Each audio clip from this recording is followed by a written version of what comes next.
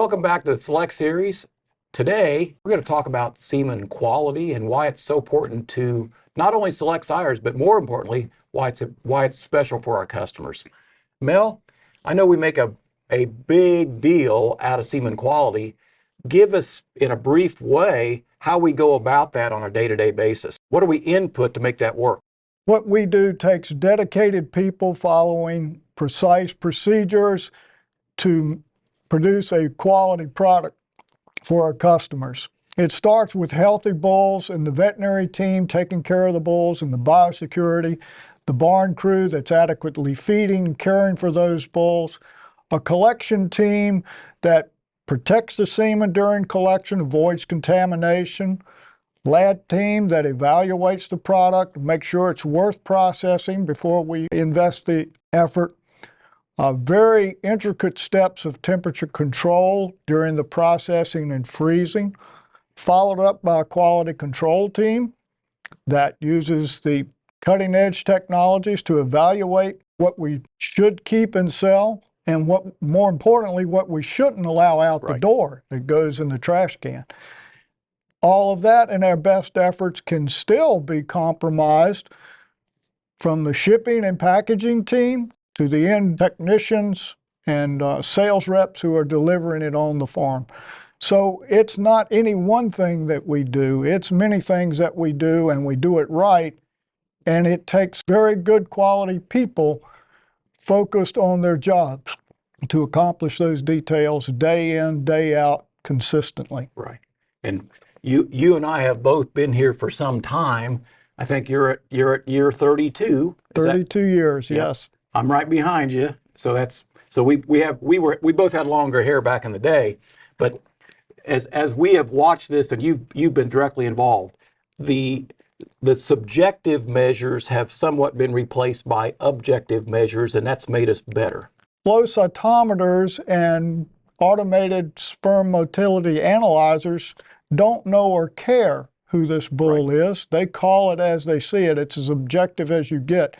And it really makes my decisions at the end of the day when we have to make these decisions, what we're going to keep, what we're not going to keep, it really lends a lot of confidence and support that you are making the right decisions. Another question is, how has big data helped us get better? I mean, I watch big data and we know it's there, but how's that made us get better? It helps us really evaluate the finished product. I mean, there's a lot of really good quality semen that goes out the door. It's not always guaranteed to be high conception.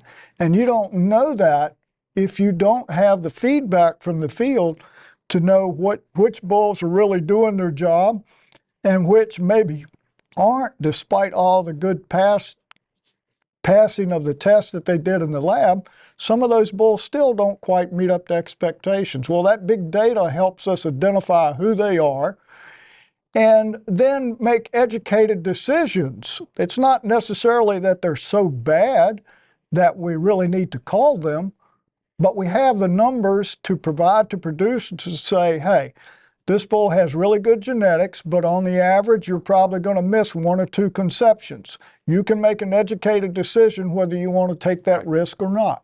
We've been blessed with our people, with our quality control, to get to a point where we look and we are really good in the world of fertility across the industry. The things that our people do are doing something different, and it's given us an edge about any way you look at it. And it's been over time. It's been consistent over time. We get lots of bulls evaluated, combined with our good averages, gives us lots of high fertility bulls to offer. And that's really what producers are interested in. They're really not concerned in what your average is. They want to know, I want bulls of this level of genetics and I want this level of fertility. How many do you have to offer me? And Select Sires will always stand tall in that cotton. One last question. How many pieces do we use daily to evaluate a straw semen? So each batch of semen, we have 3 straws that we thaw. One is evaluated immediately by a CASA, a computerized motility analyzer. Another straw is incubated for 3 hours and then evaluated by the CASA. And then another straw is analyzed in a flow cytometer for the percent alive dead. And we have minimum thresholds for each. Any batch that fails any one of those 3 tests, the following day, we thaw 5 straws, do those same 3 tests, plus a subjective human visual assessment, plus a morphology. And so then on those samples, we now have 8 numbers to look at to come up with a consensus decision, are we going to keep this sample or not. Day in, day out, we discard about 8 to 10% of our total production in the name of making sure that the product that does get out the door is going to get cows bred. So Cool. That's great. we were taught by Cliff Marshall that when you're in the gray area, when in doubt, throw it out. And we have taken those as words to live by.